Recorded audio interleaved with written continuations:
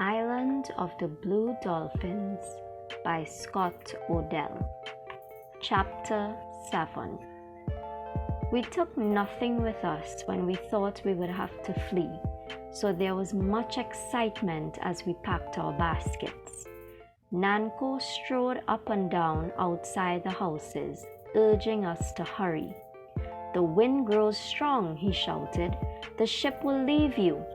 I filled 2 baskets with the things I wished to take: 3 fine needles of whalebone, and all for making holes, a good stone knife for scraping hides, 2 cooking pots, and a small box made from a shell with many earrings in it.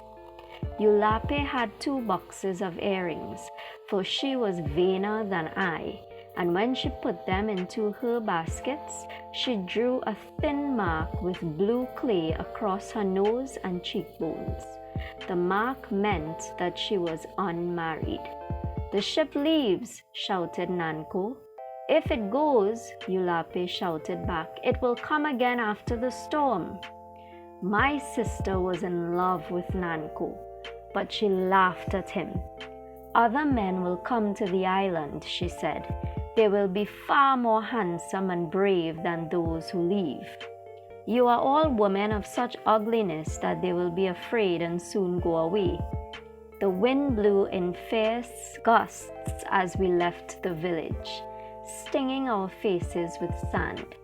Ramo hopped along far in front with one of our baskets, but before long he ran back to say that he had forgotten his fishing spear. Nanko was standing on the cliff motioning us to hurry, so I refused to let him go back for it. The ship was anchored outside the cove, and Nanko said that it could not come closer to the shore because of the high waves. They were beating against the rocks with the sound of thunder. The shore, as far as I could see, was rimmed with foam. 2 boats were pulled up on the beach. Beside them stood 4 white men, and as we came down from the trail, one of the men beckoned us to walk faster. He spoke to us in a language which we could not understand. The men of our tribe, except Nanko and Chief Matasit, were already on the ship. "My brother Ramo was there too," Nanko said. He had run on ahead after I told him that he could not go back to the village for his spear. Nanko said that he had jumped into the first boat that left the cove. Matasep divided the women into 2 groups. Then the boats were pushed into the water, and while they bobbed about, we scrambled into them as best we could. The cove was partly sheltered from the wind, but as soon as we went through the passage between the rocks and into the sea, great waves struck us. There was much confusion. Spray flew. The white men shouted at each other. The boat pitched so wildly that in one breath you could see the ship, and in the next breath it had gone. Yet we came to it at last, and somehow were able to climb on to the deck. The ship was large, many times the size of our biggest canoes. It had 2 tall masts, and between them stood a young man with blue eyes and a black beard. He was the chieftain of the white men, for he began to shout orders which they quickly obeyed. Sails rose on the tall masts, and 2 of the men began to pull on the rope that held the anchor. I called to my brother, knowing that he was very curious and therefore would be in the way of the men who were working. The wind drowned my voice, and he did not answer. The deck was so crowded that it was hard to move, but I went from one end of it to the other, calling his name. Still, there was no answer. No one had seen him. At last, I found Nanko. I was overcome with fear. "Where is my brother?" I cried. He repeated what he had told me on the beach, but as he spoke, Eulape, who stood beside him, pointed towards the island. I looked out across the deck and the sea. There, running along the cliff, the fishing spear held over his head, was Ramu. The sails had filled, and the ship was now moving slowly away. Everyone was looking towards the cliff, even the white men.